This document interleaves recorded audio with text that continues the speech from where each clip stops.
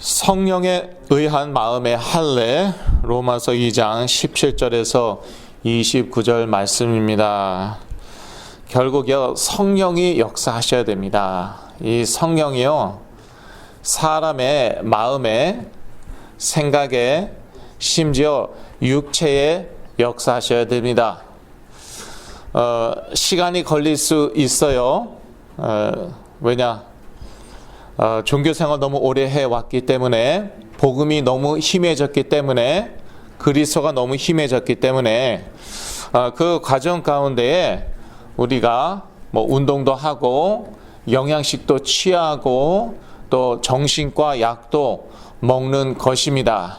그런데 저희가 항상 느끼고 있는 것이지만, 우리가 운동한다고 운동으로 모든 문제가 해결됩니까? 그렇게 주장하는 분들이 있어요. 음식으로 모든 문제가 해결됩니까? 그렇게 주장하는 분들 많더라고요. 그리고 정신과 약으로 모든 문제가 해결이 됩니까? 그렇게 주장한 분들이 가장 많아요. 그런데 그 말이 맞다면 지금 전 세계 정신질환 다 없어졌을 거예요. 갈수록 더 늘어만 가고 있어요. 언젠가는 분명히 나온다. 아니, 1, 2년 후에 나온다. 그래서 정신질환은 다 치료된다. 그 말을 한 지 도대체 몇 년 됐습니까? 그런데 정신질환은 계속 늘어만 가고 있고, 특히 선진국 중심으로 그것뿐입니까? 이미 정신질환이 있는 사람들이요, 점점 더 심해집니다. 그러니까 약의 복용량이 늘어나고요, 약을 바꾸기도 해요.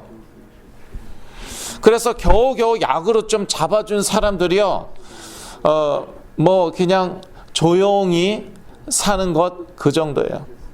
큰 사고 안 치고, 주위 사람들 말 잘 듣고 그 정도로 삽니다.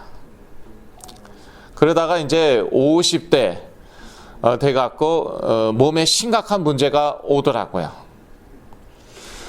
제가 이제 저처럼 정신질환자들 많이 아는 사람도 별로 없을 거예요. 네, 정신과 의사를 제외하군요. 그렇게 저처럼 정신질환 있는 분들을 많이 만난 사람이 아마 거의 없을 것입니다. 근데 제가 지금 말한 그대로예요. 그대로 그렇게 돼요. 근데 저희들을 누가 창조하셨냐? 하나님이 창조하셨단 말이에요. 그러니까 저희가 망가지면은요, 인간이 망가지면은 그 창조주한테 가야 되지 않겠습니까? 근데 그 창조주의 그 해답은 무엇입니까? 창조주의 해답은 무엇이냐? 그리스도의 이름으로 성령이 역사해야 된다는 거예요. 이 성령께서 생각, 마음, 심지어 육체 가운데 호르몬 불균형도 말하자면 육체적인 것 아닙니까? 성령이 역사하셔야 돼요. 성령이 역사하시면은요, 얼마나 이 실제적인가, 이 호르몬 불균형이 맞춰진다니까요. 이 약도요, 무시 못하는 게요, 제가 옛날에 팩슬이라는 약을 복용을 했어요. 그랬더니요, 저의 생각이 바뀌더라고요. 깜짝 놀랐어요. 그걸 제가 스스로 인식을 했어요. 자꾸 부정적인 생각, 우울한 생각이 들다가 이 팩시를 복용하니까요, 그 생각이 싹 바뀌는 거예요. 이야, 이거 성령의 역사보다 더하네, 거의 그런 생각이 들었어요, 제가. 아니, 어떻게 인간의 생각이 그렇게 바뀝니까? 약 하나 먹었다고? 대단하죠? 예. 그런데 이게 시간이 지나니까 잘 안 듣네요. 복용량을 늘려야 돼요? 아니면 약을 바꿔야 돼요? 점점 복용량 늘어나고, 점점 독한 약 복용하고, 그러니까 몸이 망가지는 거예요. 그런데 저는 그때 이미 조현병에서 깨어나고, 그리고 점점 이 성령의 역사로 업그레이드가 되고 있었거든요. 그러니까 저는 오히려 2년 지나갖고 이 팩스를 완전히 끊었어요. 제가 끄는 게 아니라 의사가 끊으라고 그래서 단계적으로 끊었어요. 그게 성령의 능력이에요. 성령이 역사하니까요. 그러니까 팩스보다 더 능력 있게 사람의 생각이 싹 바뀝니다. 그런데 이제 하나님께서 저를 치유 사역자로 쓰시려고요. 그걸 스스로 다 인식하게 인지하게 만드셨어요. 약을 복용했을 때 어떻게 생각이 이렇게 샥 바뀌는가. 기적 같아요. 그래서 약 무시 못한다니까요. 근데 약도 하나님이 주신 거죠. 그래서 성령의 능력은 더해요. 그러니까 결국요, 성령이 역사해야 된다는 거예요. 성령의 능력 너무 우습게 알지 마시기 바랍니다. 성령의 능력으로 육체는 치유할 수 있는데 정신은 치유 못한다. 아니에요. 똑같아요. 그런데 시간이 걸릴 수 있어요. 왜 그럽니까? 이거는요, 생각이라는 것은요, 사람의 인격하고 관련된 거예요. 그래서 God takes time. 하나님께서 시간을 두십니다. 인격, 이게 얼마나 중요합니까? 인격에 문제가 있는 사람, 저희들은 다 부담스러워합니다. 이 생각, 마음, 이거 그대로 인격하고 직결되는 거 아니에요. 그러니까 시간을 두시는 거예요. 그냥 반짝 좋아졌다. 그렇다고 그 사람의 인격이, 사고방식이 바뀌었습니까? 마음이 바뀌었습니까? 아니거든요. 그러니까요, 하나님 시간을 두시는 거예요. 결국 성령이 역사하셔야 되고요. 이 성령은 복음 안에서, 복음 통해서만 역사하십니다. 그리스도의 이름으로만 역사하십니다. 그러니까 지금 이게 사실 엄청난 사역인 거예요. 예, 결국 하나님이 창조주냐 창조주 아니냐 깊이 들어가죠. 결국 그 문제예요. 그 창조주가 주신 우리의 유일한 해답, 오직 그리스도, 그 그리스도로 정말 성령이 역사하느냐 안 하느냐, 그거에 관련된 거예요. 그만큼 좀 그런 심각성이 있어야 돼요. 자, 오늘 본문에서요, 사도 바울은 마음의 할례를 행한 유대인이 진정한 유대인이라고 말합니다. 좀 표현이 이상한 것 같아요. 그런데 로마서 2장 28절에서 29절에 실제로 그렇게 얘기하고 있습니다. 왜 그랬을까요? 그때 당시 자꾸 뭐 유대인 그랬으니까. 네, 그때 당시에 그 주요 관심사가 무엇이었나? 유대인인가 아닌가? 할례 받았나 안 받았나? 율법 있나 없나? 율법대로 사나 안 사나? 그게 주요 쟁점이었어요. 그게 주요 관심사였어요. 예, 이해는 합니다. 왜냐? 옛날에는요, 하나님의 백성은 단 하나뿐이었어요. 그거는 이스라엘 유대인이었어요.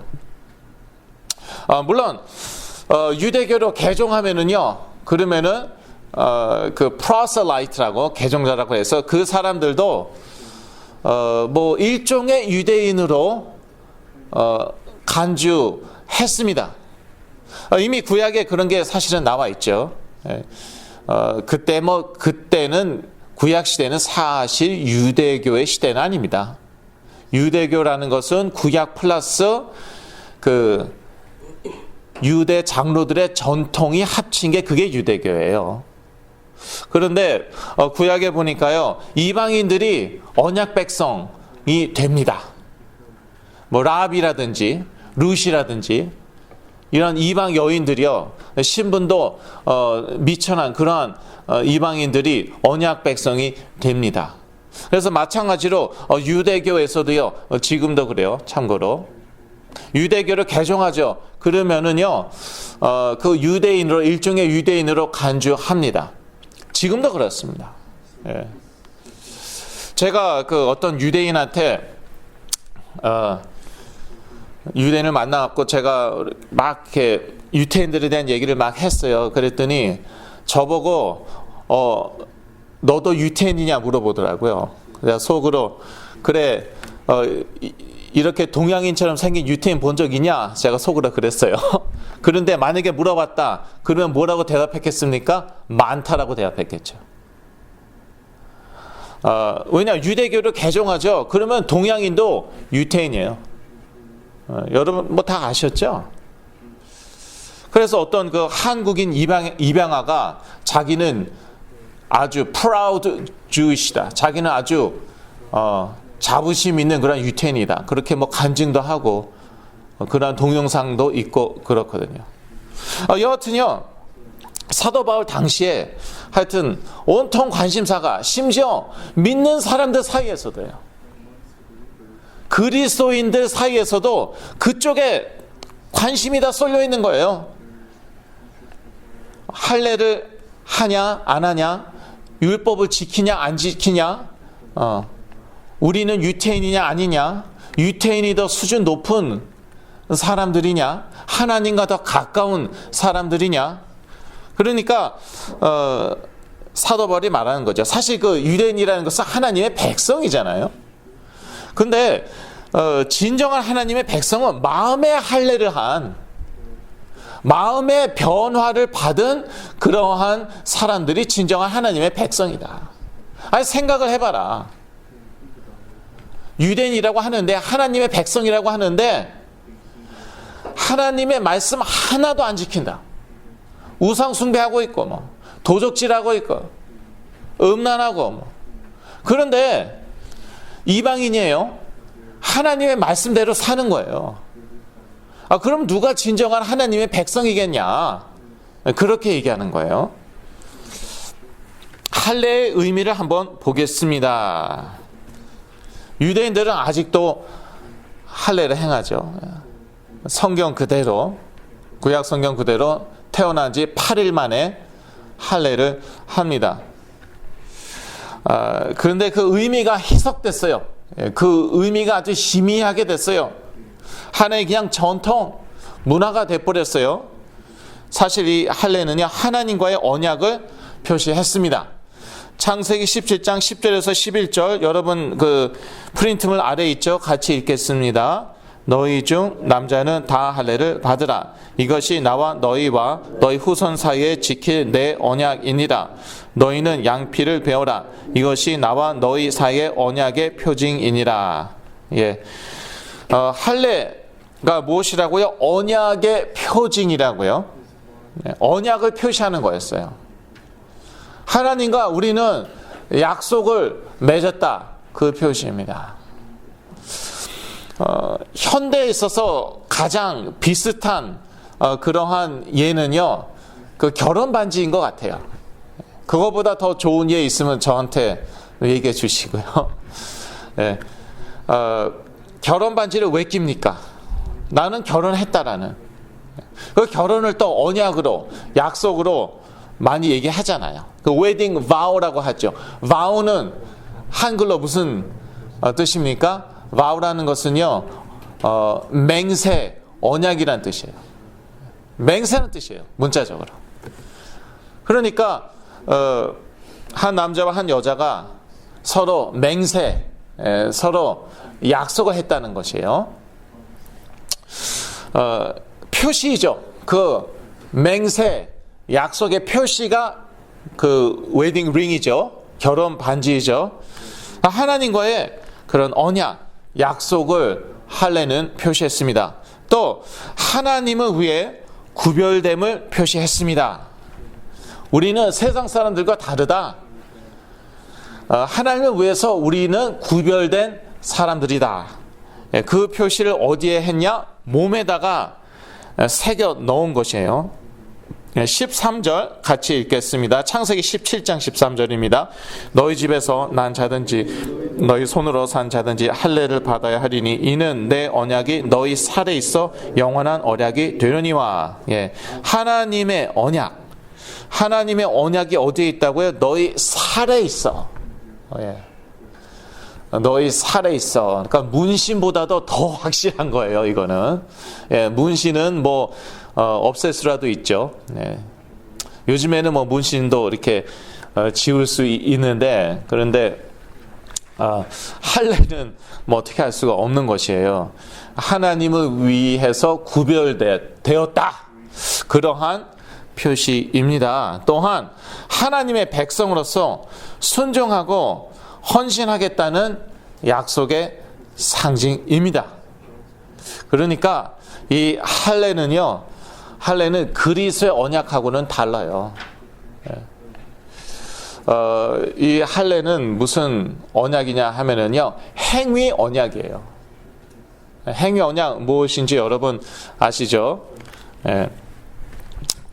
이것은 이제 웨스트민스터 신앙 고백 대열이 소율이 문답에 나오는 것인데, 행위 언약이라는 것은요, 내가 행위로 지켜야 되는 것이에요.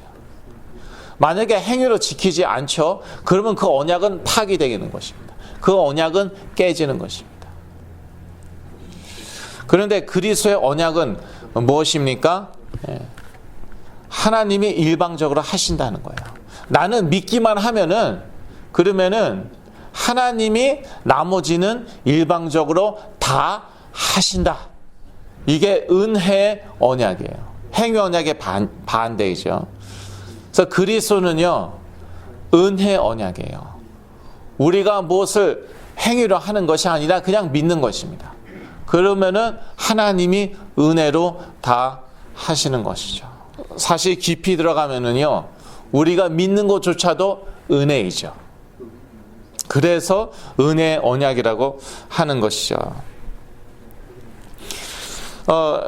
이 할례를 행한 사람들이요, 하나님께 순종하고 헌신하겠다고 약속한 것인데, 사실. 그런데 하나님께 전혀 순종 안 하는 거예요. 전혀 헌신 안 해요. 그러면은 어떻게 되는 것입니까? 하나님의 백성 아닌 거예요. 예.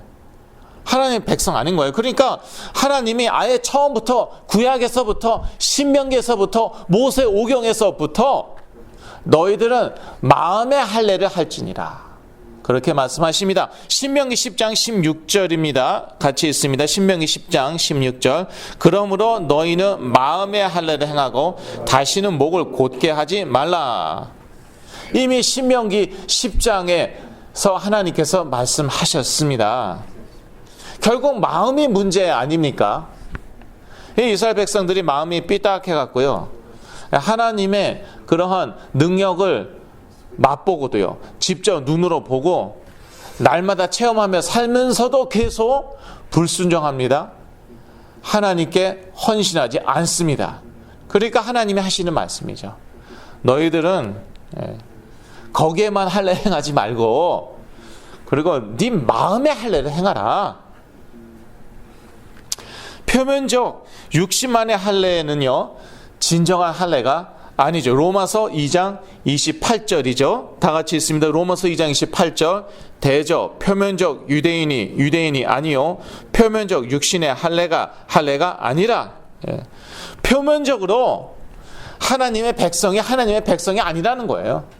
겉으로만 하나님의 백성, 그거는 진정한 하나님의 백성이 아니다.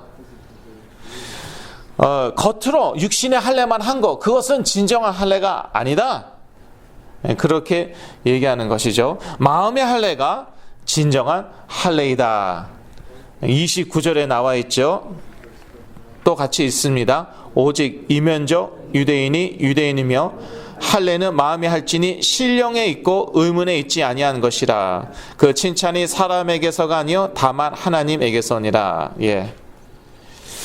할례는 마음에 할지니, 신령에 있고, 이렇게 나와 있습니다. 이게 무슨 뜻입니까? 영어로 보면은 더 분명합니다. Circumcision is circumcision of the heart by the Spirit. 마음의 할례는요, 어떻게 행해지는 것입니까? 아니, 누가 하는 것입니까? 성령이요. 네, 성령, 신령에 있고, 이게 무슨 뜻이냐? 성령에 있다는 것이에요. 마음의 할례는 우리가 할 수 있는 게 아닙니다. 우리가 물론 마음을 고쳐 먹을 수는 있습니다. 우리 이 의지가 있으니까요. 어느 정도 고쳐 먹을 수는 있어요. 근데 근본적으로 이 마음의 할례는요, 신령에 있고 성령에 있는 것이에요. 성령이 하시는 거예요. 결국 마음의 할례를 받아야 되는 거예요. 제가 이제 많은 사람 만나잖아요. 그런데 너무너무 착해갖고 정신적인 문제, 정신질환이 온 분들도 있고요. 어떤 경우에는요, 너무너무 참 악해갖고, 너무너무 참 못돼갖고 문제가 온 친구들도 있어요. 특히 중독의 문제 같은 경우에는 그 후자가 더 많은 것 같아요. 예. 얼마나 그렇게 마음이 강팍한지, 그렇게 부모님 말을, 자기를 사랑하는 사람들의 말을 안 들을 수가 없는지 모르겠어요. 그냥 청개구리야, 청개구리. 그러니까 어떤 사역자는 대놓고 얘기하잖아요. 그냥 반쯤 죽여놓으면은, 그러면은 마음이 바뀐다고, 말 잘 듣고 이 병 고친다고. 예. 저도 이제 그런 분들한테 맞을 뻔한 적이 있었는데 안 맞은 게 천만다행이죠. 그런데 이 그 마음의 할례는 어디에 있다고요? 신령에 있고 성령에 있고, 그리스도가 선포될 때에 성령이 생각에, 마음에 역사하시는 거예요. 우리의 생각 바꾸실 수 있는 성령님, 우리의 마음 바꾸실 수 있습니다. 이 의문으로는 마음의 할례를 행할 수 없습니다. 그래서 29절에 의문에 있지 아니한 것이라. 영어로는 not by the written code. 예. written code가 뭡니까? 율법이에요. 예. written이니까 문자로 쓰여진 것이에요. 이걸로는요, 사람의 마음 절대 안 바뀝니다. 사람의 생각 절대 안 바뀝니다. 그러니까 계속 이제 그리스도를 선포해야 되는 것이에요. 복음을 선포해야 되는 것이에요. 지난주에 말씀드렸죠? 복음 아니고는 하나님과 통할 수가 없습니다. 그 다음에 또 한 가지, 복음 아니면은요, 사람의 생각, 사람의 마음 안 바뀌어요. 정신의학에서는요, 이렇게 얘기합니다. 이거 정신질환 호르몬 불균형이다. 이거 유전이다. 정신질환, 또 자폐에 대해서도 그렇게 얘기하죠. 유전이다. 그걸 어떡하냐? 어떡하라는 것이냐? 그렇게 태어났는데. 근데 제 자신을 보더라도요, 일리가 참 있어요. 참 있어요. 그 약으로 이 호르몬 불균형 맞춰주니까, 제가 아까 말씀드렸죠. 정신과 약으로요, 사람 생각이 변하더라니까요. 일리가 있지 않습니까? 사람 머리 돌아가는 게 바뀌는데, 이거는 기적에 가까운 거예요. 고대 시대에서는 보도 듣지 못하던 거예요. 이건 기적이에요, 기적. 그리고요, 보니까 제 자신을 보더라도, 그 타고난 그런 그 성격, 그런 게 있어요. 저 어렸을 때부터 그렇게 피해의식이 많았어요. 어떤 아저씨가 저를 너무 좋아해갖고, 너무 제가 그렇게 사랑스럽대요. 그래서 알밤을, 그렇잖아요. 우리 그냥 너무 귀여우면은, 너무 사랑스러우면 알밤 한 대 때려주죠. 그 알밤 한 대 맞았다고 그 아저씨 잡겠다, 돌을 들고요. 그 아저씨를 죄송합니다 이런 말 써서 죽이겠다고. 조그만 애가, 지가 죽지. 아니 어떻게 머리가 그렇게 돌아갑니까? 그러니까 유전이라는 거 정말 일리 있어요. 그렇게 타고나는 거예요. 그런데 그게 바뀐다니까요. 하나님이 우리 만들었잖아요. 만드셨잖아요. 그 우리 만든 분이 우리 고치지 못하십니까? 우리 재창조 못하십니까? 할 수 있다는 거예요. 저에게는 그런 역사가 일어났고 지금도 진행 중이에요. 사람이요 25살 이상 되죠? 그러면 모든 게 픽스 됩니다. 고정됩니다. 육체적인 성장도 거기서 멈춥니다. 그 다음에 뭐 자기 사고방식이라든지 뭐 습관이라든지 그 이론은요 안 바뀐다고 보면 되죠. 일반적으로 그렇게 얘기하는데 뭐 그렇지 않다고 뭐 또 어떤 상담학 교수가 그러더라고요. 그런데 일반적으로 그렇습니다. 근데 이게 바뀌어요. 이게 바뀝니다. 제가 옛날에 간증을 몇 번 했지만요. 제 키도 2cm가 늘었다니까 2012년도에. 근데 잘한 것 같진 않아요. 제 생각에. 등이나 허리가 펴지지 않았을까 싶은데. 근데 하나님은 하실 수 있어요. 근데 하시는 방법이 있어요. 이거는요, 절대요, 율법으로 안 됩니다. 문자로 안 돼요. 무엇으로 되냐? 하나님은요, 그리스도로 하세요. 그리스도가 선포되면 성령이 역사하세요. 이 성령으로 우리의 생각, 우리 마음, 육체 다 바뀝니다. 다 바뀌어요. 참 유혹이 항상 있죠. 누구도 바뀌었다, 누구도 바뀌었다, 누구도 바뀌었다. 근데 이름을 얘기하면 또 어떻게 됩니까? 이 메시지가 지금 전 세계로 지금 나가고 있는데, 그래봤자 두 나라인데, 이제 미국하고 한국인데, 그래도 태평양 건너서 이제 잘못하면 이제 뭐가 팔리잖아요. 그래서 제가 이름은 얘기 못하는 것이죠. 자꾸 고3인데요, 졸업해야 되잖아요. SAT 쳐야 되잖아요. 맨날 그냥 기절하는 거예요. 졸도하는 거예요, 학교에서. 그래서 이모전 씨가 학교 와갖고 실어가고. 그런데 제가 한 4-5번 같이 이 성경 공부했는데, 성경 공부라고, 마리아 성경 공부지 예수가 그리스도다 계속 선포했는데, 이 친구가 이게 나은 거예요. 에필랩시라고 하잖아요. 그렇게 자꾸 졸도하면은요. 그런데 유전적인 문제라고 하는 것 같은데, 이게 낫어요. 호르몬 불균형입니까? 낫어요. 그래서 고등학교 잘 졸업하고, 안타깝게 좀 SAT 점수가 좀 모자랐나 봐요. 그래서 이제 한국에 이제 갔죠. 이래서 제가 이름을 얘기할 수가 없다니까요. 누구 SAT 잘 못 쳤구나. 그러니까 사실 다 간증이에요. 목사님 맨날 메시지만 하고, 이 메시지로 사람 살아난다니까요. 제가 변했다니까요. 그런데 지속해야 되고 집중해야 된다는 것이에요. 성령에 의한 마음의 할례를 보겠습니다. 하나님께서는요, 이미 신명기 30장에 마음의 할례를 베푸실 것을 약속하셨습니다. 모세 오경에서부터 이미 이 약속을 하신 거예요. 신명기 30장 6절 말씀입니다. 같이 있습니다. 내 하나님 여호와께서 내 마음과 내 자손의 마음의 할례를 베푸사 너로 마음을 다하며 성품을 다하여 내 하나님 여호와를 사랑하게 하사 너로 생명을 얻게 하실 것이며. 참 이게 앞뒤가 안 맞는 것 같죠? 신명기 10장 16절에서는 너희는 마음의 할례를 행하고 다시는 목을 곧게 하지 말라, 이렇게 말씀하시고요. 니네 마음이 삐뚤어졌잖아. 마음이 강팍하잖아. 그러니까 마음부터 고쳐 먹어.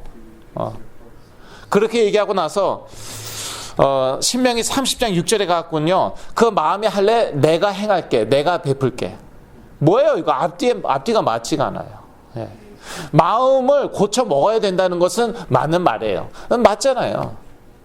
마음 고쳐야죠, 그럼. 그런데 그게 고쳐지냐? 안 돼요.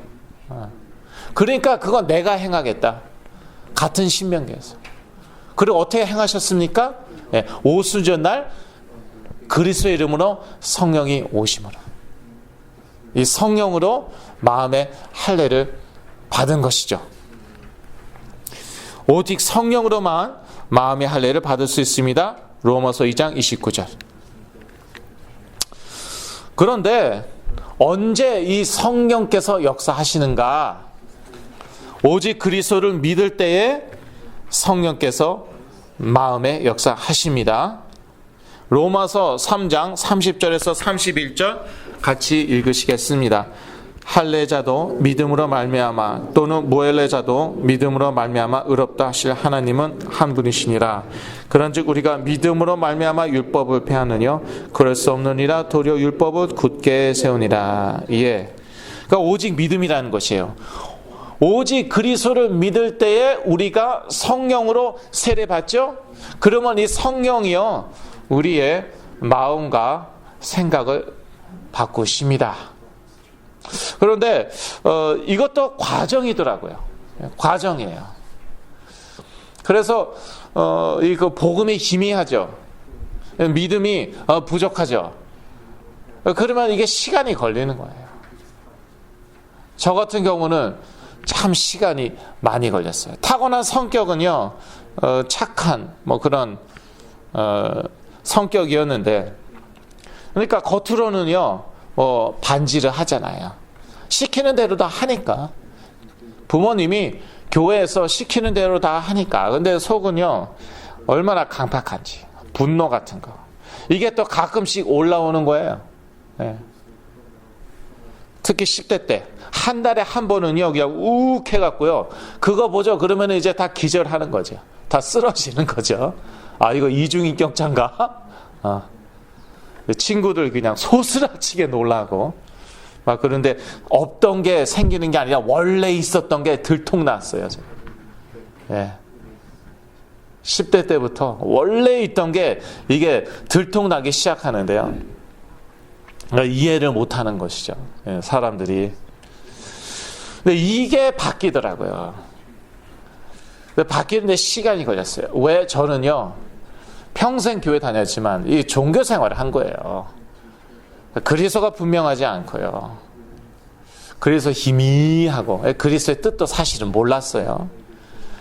기름 부음 받은 참된 왕, 제사장, 선지자, 우리의 사단, 죄, 하나님 떠난 문제 해결하셨다. 그것부터요 몰랐어요. 그것에 대한 믿음 더더욱이 약했어요. 그러니까 하나님의 자녀인데, 그런데 머리 돌아가는 게 이상하고요. 그리고 저 마음이 그렇게 강팍하고요. 강팍하고. 그래서 제가 그렇게 이제 착하고 뭐 유순했는데, 또 어렸을 때부터 그렇게 저는 좀 이렇게 잔인한 면이 있었어요. 제가 맨날 그냥 아기가 지렁이 찢어 죽이고, 징그럽죠. 그리고 그렇게 총을, 제 동생이 저보다 더 좀 이렇게 공격적이고 그렇거든요. 저하고 성격이 반대예요. 제 동생은 아주 적극적이고 공격적인데, 제 동생은 안 그랬는데 저는 이상하게 어렸을 때부터 맨날 총 사달라고 그런 거예요. 총. 총이 뭐가 좋다고. 사람 죽이는 그런 도구잖아요. 어렸을 때부터 그렇게 총을 좋아했어요.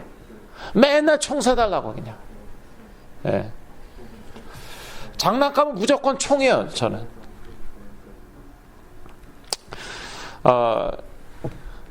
그게 그러니까 겉은 반주로 했는데 마음이 문제인 거예요. 머리 돌아가는 게 문제예요. 근데 이게 성령의 능력으로 이게 바뀌더라니까요. 치유가 되더라니까요. 그래서 우리 자녀들이요, 이유는 무엇이건 간에 그렇게 태어날 수도 있고, 아니면 후천적일 수도 있고, 머리가 이상하게 이제 돌아갈 수 있잖아요. 마음이 강팍할 수 있어요. 시키는 것과 정반대로.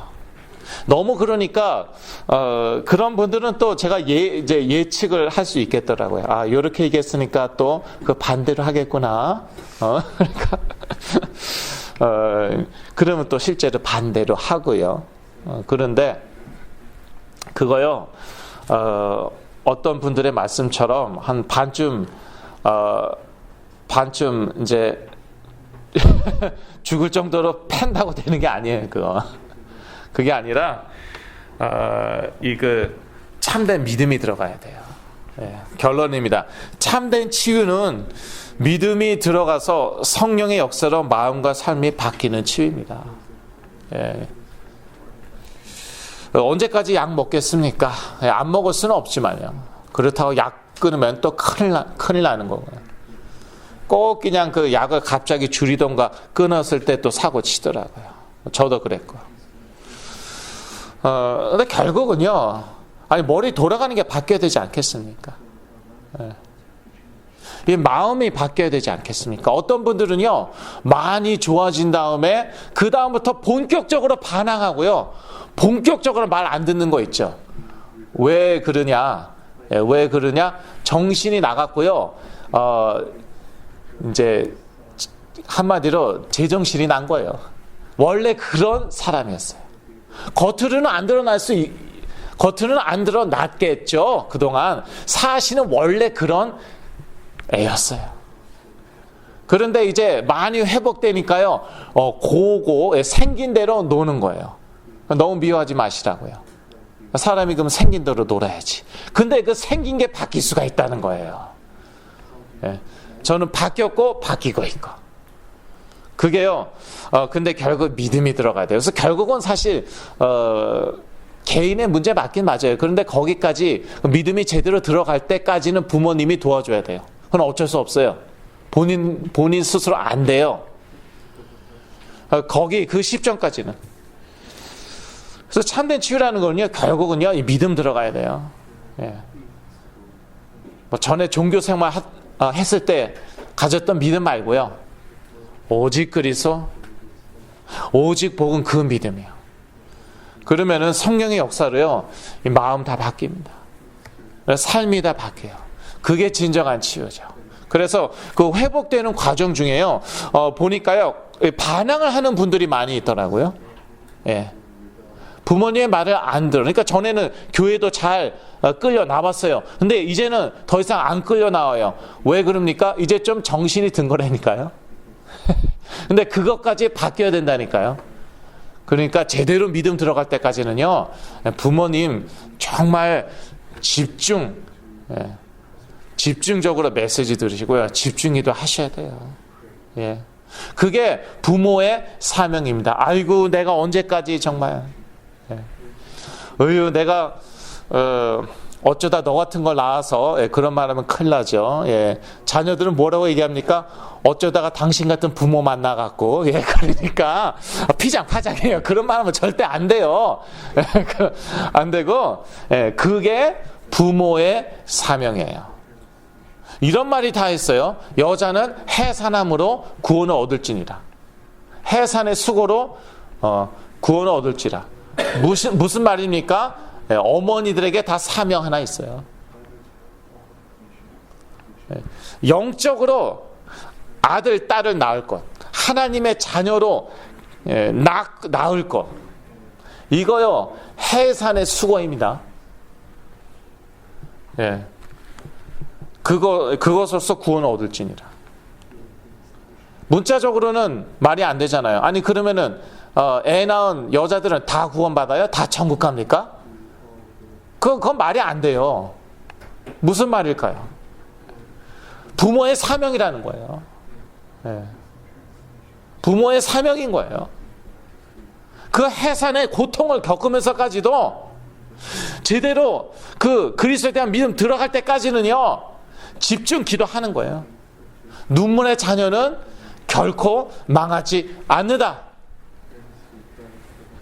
암브로시우스가 한 말, 어거스티누스의 어머니가 믿고 기도하고 그래서 아들 살렸습니다.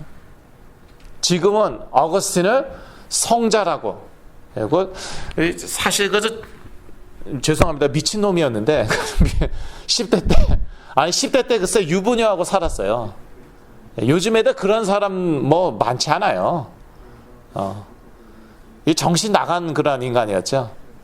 그 사람이요, 지금 그 얘기 합니까? 아니에요. 성자라고 얘기합니다. 자, 그래서 그때까지는 저희가 같이, 근데 참 저희 한계 있죠. 그래서 저희 같이 하는 거예요. 이렇게 치유 선교회를 같이 하는 거예요. 우리 자녀들 다 그리스도의 이름으로 회복되기를 간절히 기도합니다. 기도하겠습니다.